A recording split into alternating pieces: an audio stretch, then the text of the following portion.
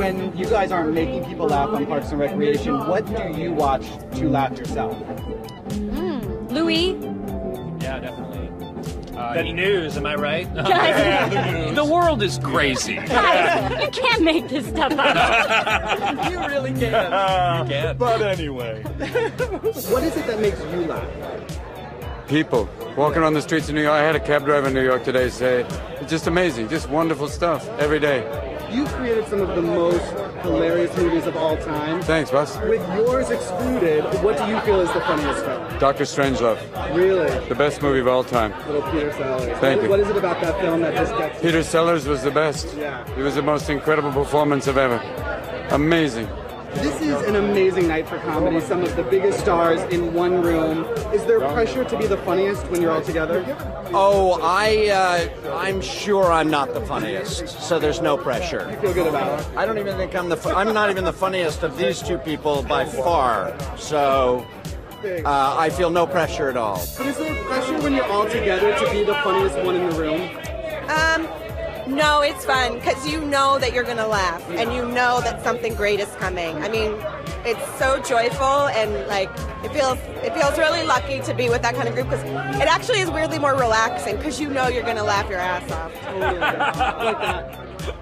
She's so good. So funny. That's really funny. Okay. You see what I mean? I mean, listen, if it wasn't for that, I would not love Up All Night as much as I do. Exactly. Let me ask you, Soy bomb! how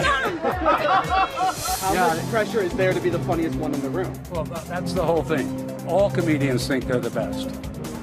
That's why I don't claim to be one. I'm not a comedian, you know, I'm like a idiot actor and a comedy nerd. So I don't even I don't get into that competition, but it's all kind of apples and oranges when it's coming out of geniuses. So, as a comedy nerd, what is your favorite comedic movie of all time? The Jerk. No hesitation, Steve No. Martin all the way. Yeah, The Jerk. What is it about Steve Martin that's so genius? I always loved, I mean, he introduced my tiny brain to irony, and I always loved just the kind of earnestness that he always makes the joke about himself. My favorite film is Withnail and I, or Rushmore, and movies like that. That's what makes me laugh. Yeah. Absolutely. Now, Bridesmaids, by the way. Crazy hilarious. And Baby Mama. there you go. Well, my favorite movie of all time is Groundhog Day, so that was a comedy, I guess, but it was so much more. I love the really, really stupid Naked Gun, Airplane, Austin Powers. The more ridiculous, the better. That's what I love. I love that. That and pictures of Ronald Reagan dressed like a cowboy make me laugh.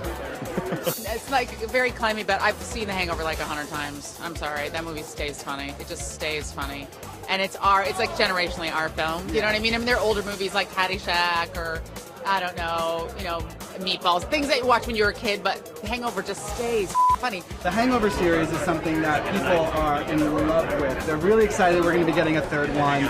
What are you excited for people to see with the completion of this trilogy?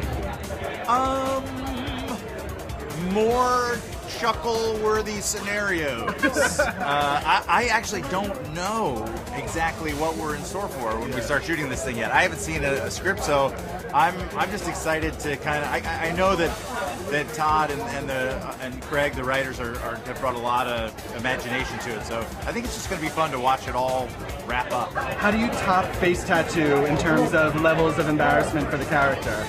I think I get decapitated in the first 5 minutes of the movie. Great. And then I'm just like a disembodied head on a plate. So it's a sci-fi.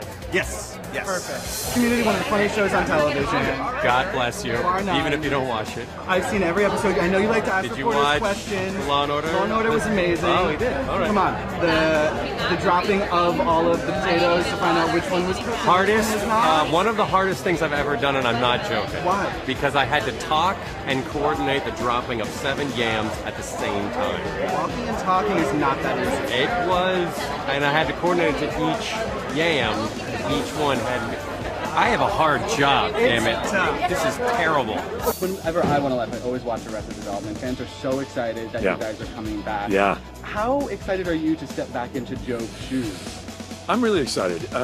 We've been talking about it for a long time, and now that we're going to do this miniseries leading into the movie, it's such an exciting time. And just as we've been talking about it and talking about with Mitch Hurwitz and everybody else involved, as it becomes more and more real, it becomes more and more exciting. I felt so far away from it, and now I feel like, oh great, yeah, it's gonna be really fun. Have you kept up with the magic? You still got the... Yeah. Well, I still tour under a pseudonym.